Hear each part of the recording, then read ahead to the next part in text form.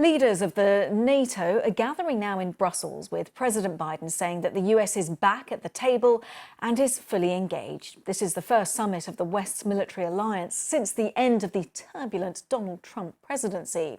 One of the key issues they'll discuss is dealing with an assertive Russia, with Mr. Biden due to meet Vladimir Putin later in the week. As Courtney Bembridge now reports. The red carpet was rolled out, ready for the US to resume its leading role in NATO.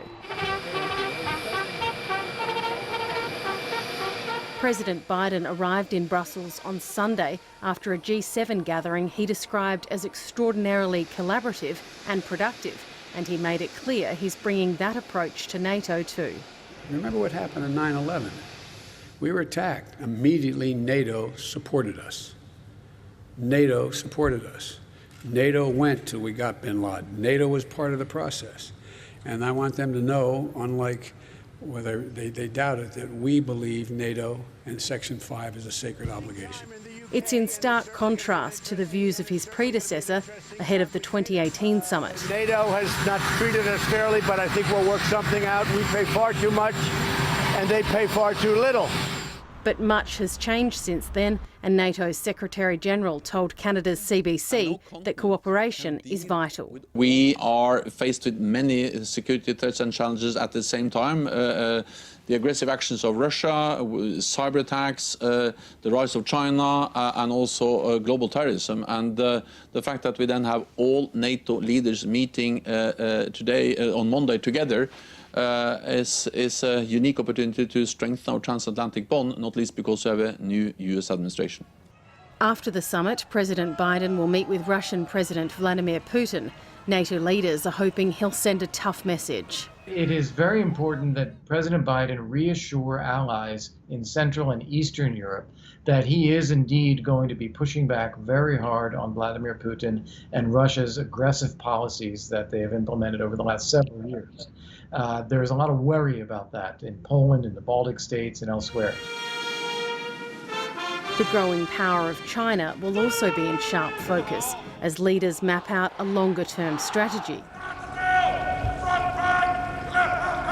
NATO leaders aren't the only ones taking an interest. President Biden said he discussed China's Xi Jinping and Russia's Vladimir Putin with Queen Elizabeth over tea at Windsor Castle on Sunday. Courtney Bembridge, BBC News.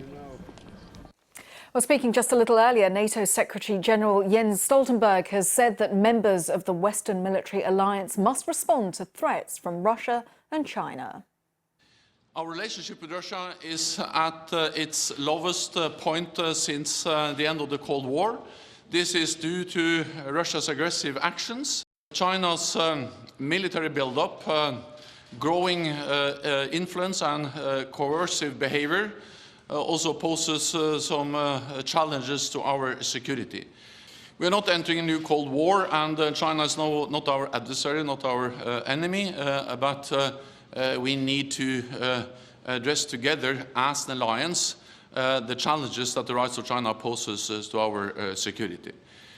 So that's Jens Stoltenberg, the Secretary-General of NATO, speaking just a bit earlier. We're going to cross over to Brussels to speak to Jenny Hill live now. And Jenny, Jens Stoltenberg not mincing his words, talking about the threat from Russia especially. Yeah, very strong words from Jens Stoltenberg. Relations with Russia are at their lowest point since the Cold War.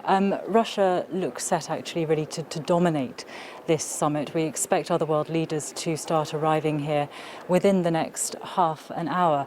There has been, I think, a sense of optimism here to a degree, a feeling of relief amongst some of those leaders that after a difficult few years under President Trump, America is now very much back in a strong role here at NATO. President Biden having committed to the organisation, saying he really wants to bring it back. It's interesting, though, when you look at other world leaders here. So Angela Merkel, for example, saying that, yes, we're back in business, but actually it's not going to be business as usual. And I think that's because people have been rather shaken by Donald Trump's attitude towards NATO.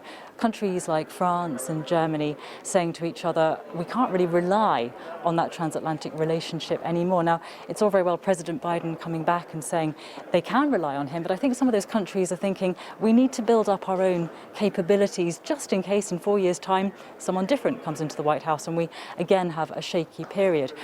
We know too, of course, that President Biden will expect allies to continue increasing their defence spending. It's going to be a big subject, that, because one of the other issues up for discussion here at the summit is that of reforming this organisation to make it fit for a changing world and the threats that that brings. And that, Jens Stoltenberg said just a few minutes ago, is going to require more investment. So the subject of spending hasn't gone away. But to come back to Russia, it will dominate conversations here, not least, of course, because President Biden, after having conversations here, after the G7 meeting in Britain, after meeting EU leaders here in Brussels tomorrow, will, of course, then travel on to Switzerland, where he'll sit down for the first time as US President face-to-face with Vladimir Putin.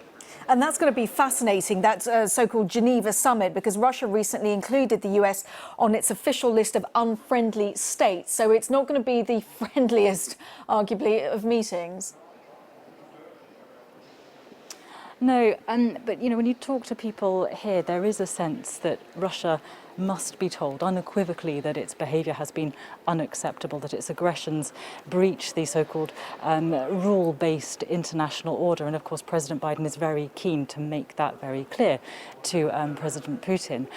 On the other hand, there is a sense that something must be offered to Russia, a chance to cooperate on issues like climate change, international health issues like the pandemic, but only if Russia's behaviour changes. So there will be a lot of tough talk, but President Biden, I think, wants to be able to go on to Switzerland, able to say to Vladimir Putin, I'm not just talking as the American president, I'm actually representing, in effect, the whole West when I sit down and talk to you. Fascinating. It will be very interesting to see what the rest of the day brings. We'll be back with you throughout the day. Jenny, as always, thank you so much. Jenny Hill speaking to us live from Brussels. And